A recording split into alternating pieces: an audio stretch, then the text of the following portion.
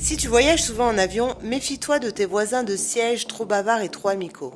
Une dame âgée s'est assise à côté de moi et m'a demandé de mettre son bagage dans le compartiment supérieur. Mais un autre passager s'est chargé de le faire rapidement. Dès que je me suis installée, elle a commencé à discuter. Elle était charmante et s'exprimait bien, alors on a échangé tout au long du vol jusqu'à Dubaï. Quand le pilote a annoncé la descente vers Dubaï, elle a soudainement ressenti des douleurs. Avec mon bon cœur, j'ai appelé une hôtesse pour qu'elle lui donne des antalgiques. Puis, elle a commencé à m'appeler ma fille, tout en refusant de me lâcher la main. Tout le monde pensait qu'on voyageait ensemble. À l'atterrissage, le même passager serviable m'a dit de prendre des distances avec elle et de dire à l'équipage que nous ne nous connaissions pas. Quand la cabine m'a interrogée, donc j'ai dit effectivement que je venais à peine de la rencontrer. Mais elle a insisté pour que je porte son sac. Heureusement, le passager m'a fait signe de refuser. Une fois débarqué, je l'ai laissé attendre son fauteuil roulant.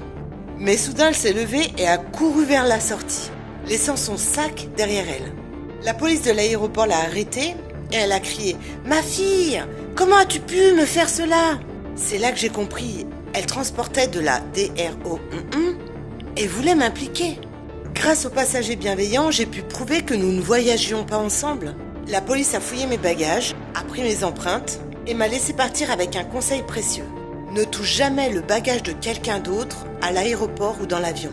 Depuis ce jour, chacun gère ses affaires. Cette histoire n'est pas la mienne, mais c'est une histoire vraie.